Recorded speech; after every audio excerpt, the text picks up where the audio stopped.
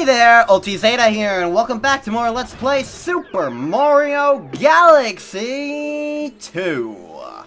In the last episode, we started playing the game and got here, and now we're gonna be going to places. So that's cool. Anyways, we can't do this Hungry Luma yet.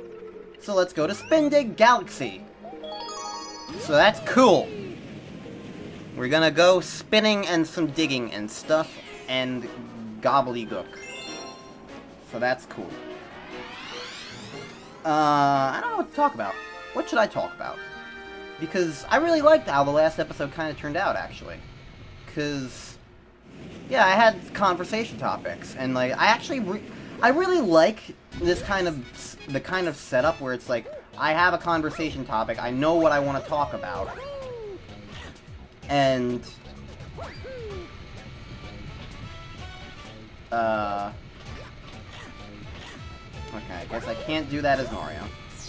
I have a conversation topic, and I know more or less what I'm doing, and I'm just able, as a result, to go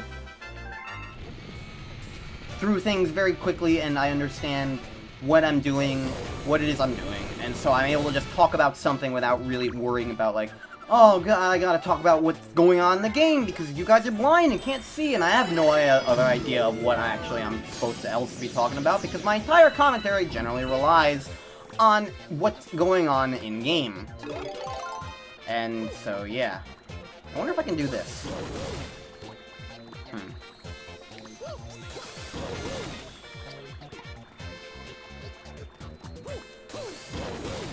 I don't understand how that trick gets pulled off.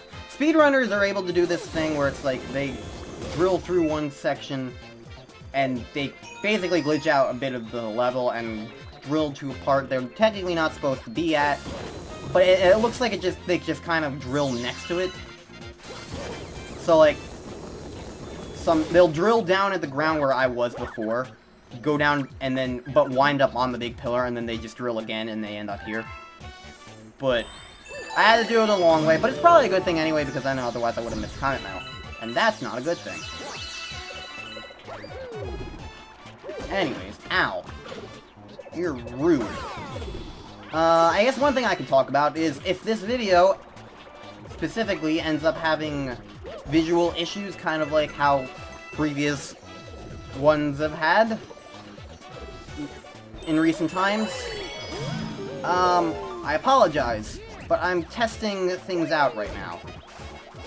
I'm testing out the new capture card, I'm testing out the new drivers that I installed. The reason for this is because I just really want to see, because like, the issue that I have been having with like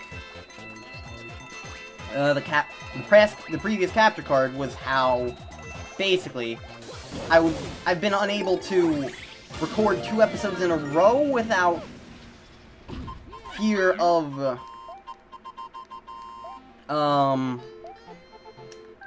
what's it called? Without fear of basically, I've talked about it before in Let's Plays like Twilight Princess, where I just I restart the program in between episodes because that seems to make it unlikely to freak out and like have weird graphical corruption and stuff.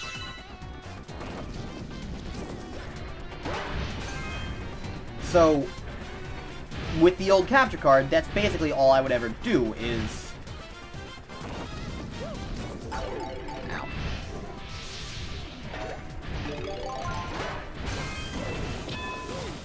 That really? Okay. So, what I'm doing now is I'm testing out to see if, with the reinstalled drivers and new capture card, if I actually do have to close the program still, or if I can just keep going and record like I used to be able to. So, basically that was a very, very long-winded way of describing all that. But don't worry about it, we killed the boss, we're all good. And hopefully it's recording properly. If it doesn't, I'll just make a note of that and do what I've been doing lately anyway. It's just a test, because again, like I said last episode, this is all just kind of a test of my capture card. In a way. But it's a fun one, at least, and hopefully you guys are having fun, too. What can I talk about? What is a good topic to talk about? I'm not quite sure. I mean, I know that I have things to talk about regarding this game and its design. I briefly touched upon it last episode. But the problem is that's not quite evident in the game yet. Other than, I guess, the difficulty scaling. Because, like, Mario Galaxy 2, it's, like, the second Mario Galaxy. So that implies that you're supposed to have played the first one first.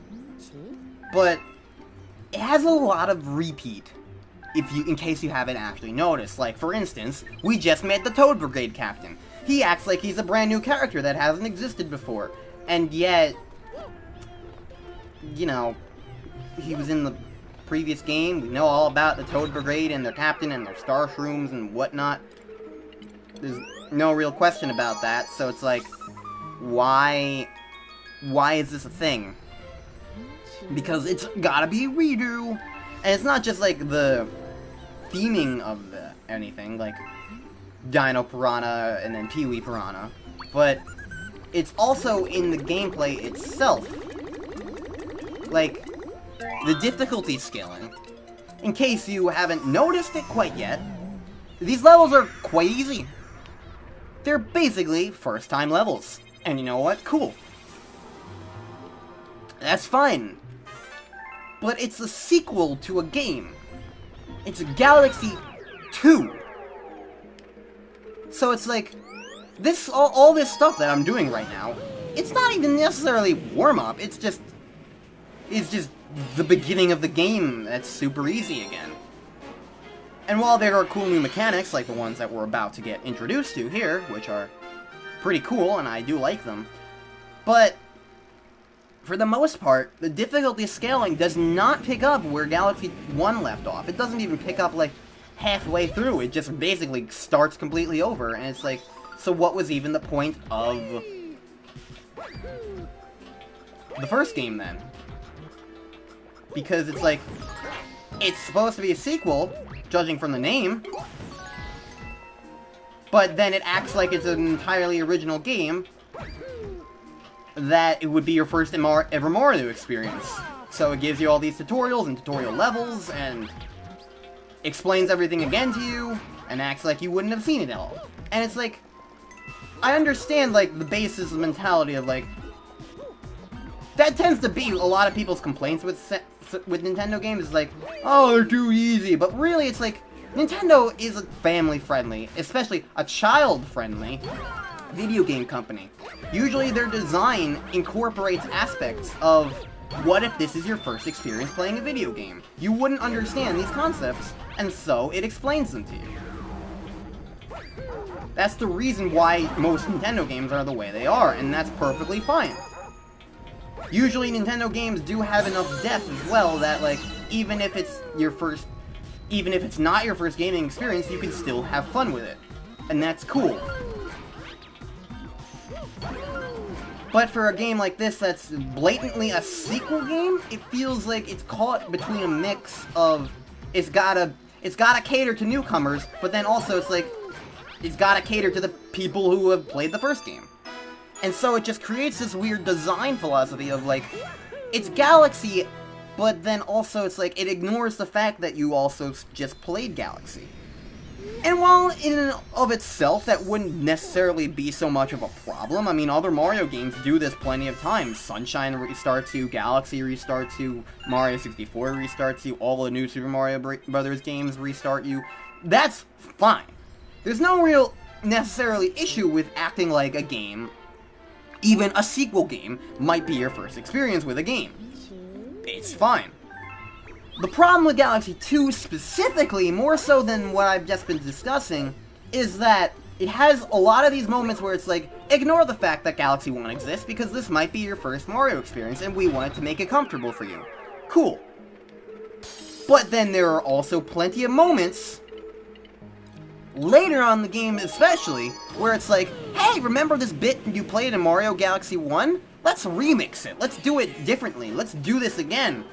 Or, like, let's references. So it's like, it's caught between being a sequel to Galaxy 1 and being a standalone game that you don't need, that it expects you to not have played Galaxy 1 first.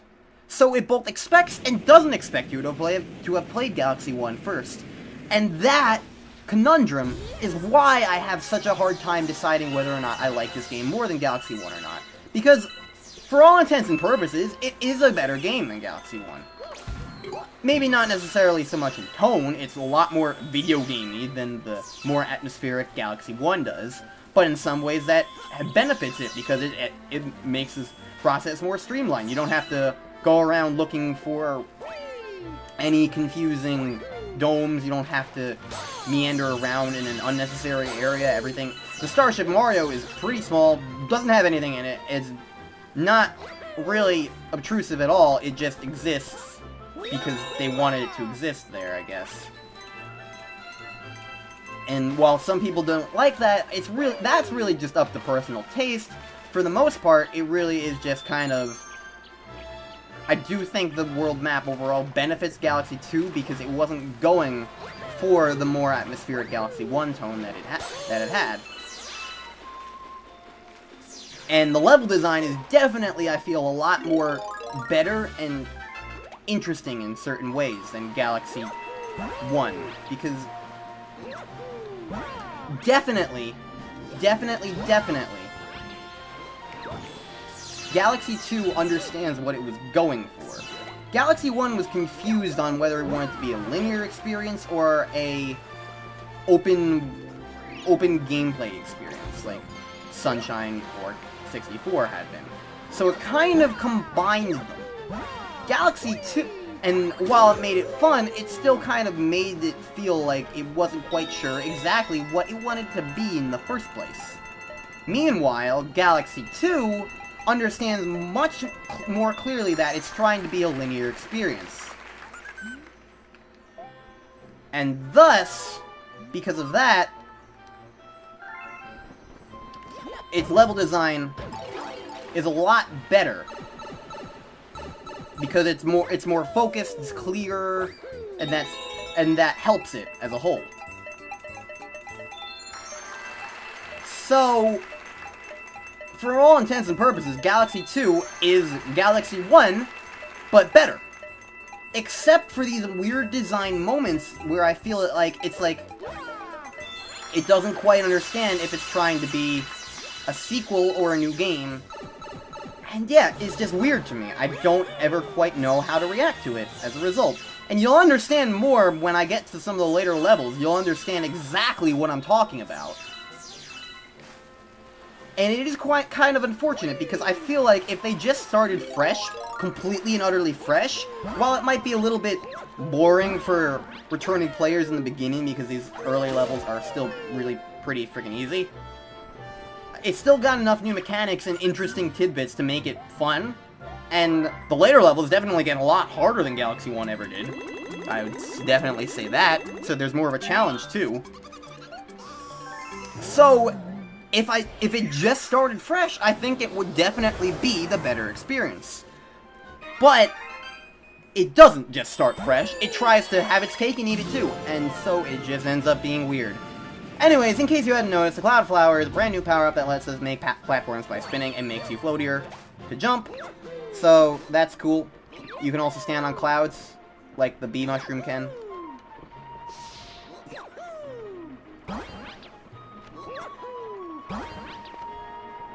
It's cool and fun, basically.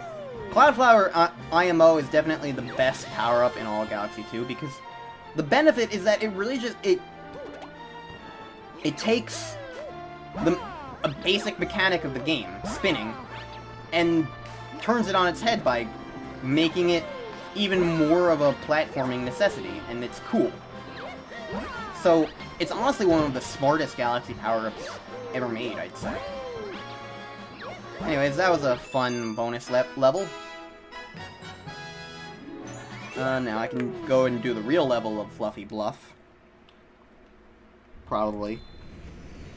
That was Fluffy Bluff, right? I always confuse the names of Fluffy Bluff and Cloudy Court. Yeah, that's Fluffy Bluff. Cloudy Quartz later. I don't know.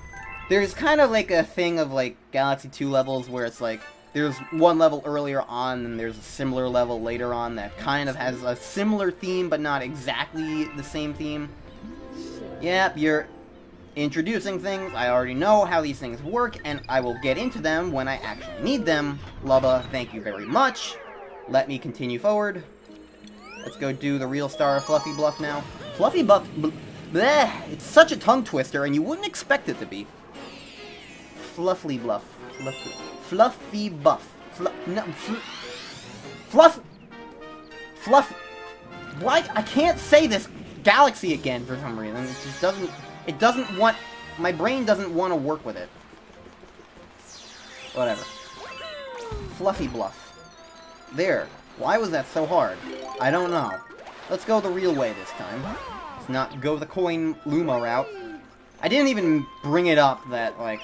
Oh, the hungry Luma is eating pure metal. He's a very weird diet. He's probably dying, but I mean, he transformed anyway. I mean, what else do you expect?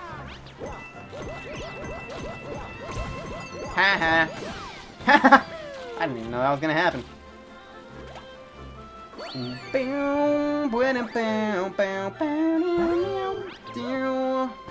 The music in this game is definitely top-notch music.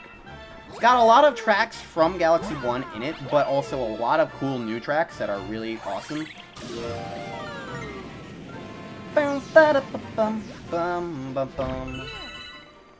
Alright.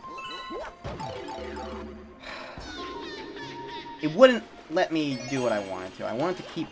Because kind of like the old bee suit from Galaxy 1, you can't touch water without the thing going away. Also, Cosmic Clones. Were they in... They weren't in Galaxy 1. Cosmic Clones are a really fun, cool mechanic in this game. I actually really like them, because they're basically very simple. They're characters that take your exact moveset, except slightly delayed, and force you to go, and force you to keep moving. And that's a very simple, very immediately understandable concept, and it's so creative in the levels that it gets applied, because it just makes it feel really fun. And honestly, I do think that the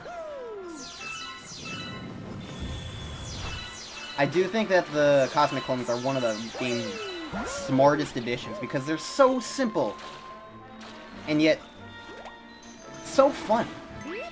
That's Mario in a nutshell, really. Simple, but fun. It's kind of what gaming is in general, though. Some monkey with a challenge, whatever, I don't care. He's a coward. He's always been a coward, doesn't matter. Also, these Cloud Flowers really underestimate the ability to long jump. I guess it's because they're really just kind of expecting this to be done by newcomers, and not people who know what they're doing. They call me the Chimp, and you're gonna give me a star because I look like a good rival to you. We'll be coming to you again later because you're a dude. See you around. Alright, bye. Zippity-bitty-bitty-doo. Ba-da-ba-doo. Okay, what next? Guess I can go do Upside Up. Here's the most useless addition to Super Mario Galaxy 2. This one random room. You come here sometimes randomly after the end of a mission when you use a new power-up. Specifically, we just used a Cloud Flower, so it's gonna be like, hey look! You see you brought a floaty souvenir. It's a Cloud Flower. Cool. So, this is just like this room where it kind of shows you a bunch of power-ups and whatever. And that's neat. There's literally nothing in this room. It just drags you here for no reason. And unlike all the other things, which you can talk to people and get new information about the game, or get lives or something, anything, that addition literally is just there to be padding. There's no reason for it. You can't use the power-ups on the Starship Mario. They just exist. And it's annoying and weird that they have it, and I don't like it, and I don't get why it's there, and it's just gonna be nothing but a nuisance when we have to go there again in the future by using the power-ups. Anyways, breaking the laws of gravity in the right side down galaxy. Did I say upside dizzy? Again, different themes get reused. in different ways later in the level. So, yeah. Upside dizzies later. I don't know. I get better at these kinds of things later on. Anyways, Galaxy 2 has a lot more, like, side-scrolling than I remember. Does this create coins or carpets? Creates coins. I don't think I need coins, but whatever. You got it! Thank you, Toad. Thank you for existing. Anyways, there's a pipe up there. Let's go into the pipe, because I'm gonna do the secret. Because I hate myself. Alright, you got the fire flower. We all remember the fire flower. Doom, doom, doom, doom. It's kind of weird though, because the fire flower exists in this game, but you know what doesn't? The ice flower. Anyways, this looks horrifyingly familiar, doesn't it? This is the end of the road for all the trash in the universe. So many boxes, it's getting way out of control if you ask me. Do me a favor and burn all these as fast as you can. What do you say? Alright, I'll leave you to it.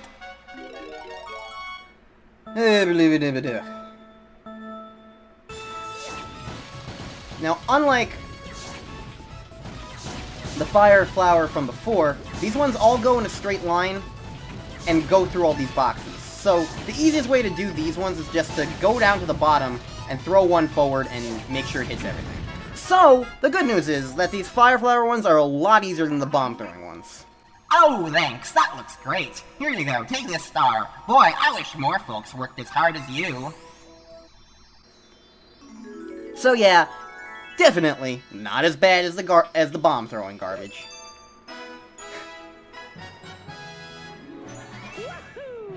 Especially if you know the whole, like, just go to the bottom and then throw forward and then you'll be good, because so long as you can throw forward and do it fast enough, then it really isn't a problem, as opposed to hoping that your bombs explode on time and hoping that you threw them in the proper arc. Anyways, I guess I'll go do the actual star of this level and then end the episode. Sounds good to me. So far, it seems like my episodes are going to be a little bit longer, because so far that's about... Generally speaking, it seems like my episodes have so far tended to be about 25 minutes long or so. As opposed to my usual 20 minutes. Anyways, the reason why we're breaking the laws of gravity is because we're just going on the ceiling. That's how you're supposed to get to that pipe, but I mean, I didn't care. I just wall hopped, and it's easier. Ow. I don't want to deal with this asshole, but fine, I will, and get some star bits out of it. Yay. All in all, it's a pretty simple level. It kind of is like a lesser version of Bowser's Dark Matter plant from the first game.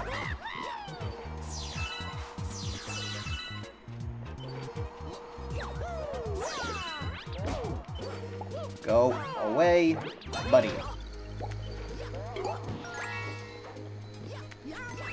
I'm kind of out of things to talk about because I know I'm going to be ending the episode soon and I don't want to start anything major, so I'm just going to wait until I finish this level. We're almost done, though. It's not a long level, that's a chain chomp in my face. Or I guess just a chomp, because there's no chain. Alright, Thwomps, as per usual, will instant kill you, so walk out for that. There's the Comet Medal, though.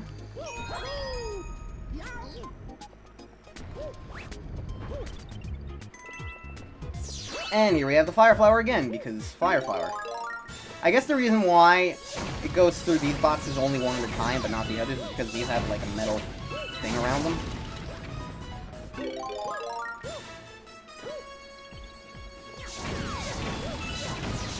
Now, I'm not actually going to be doing this level the intended method. At least, not around here. Because there's a fun little thing you can do, I suppose. Is an easy way of putting it. There's a fun little thing you can do because of this one section right here where it... Go away, Fire Flower. I want these star bits. There's a fun little thing you can do.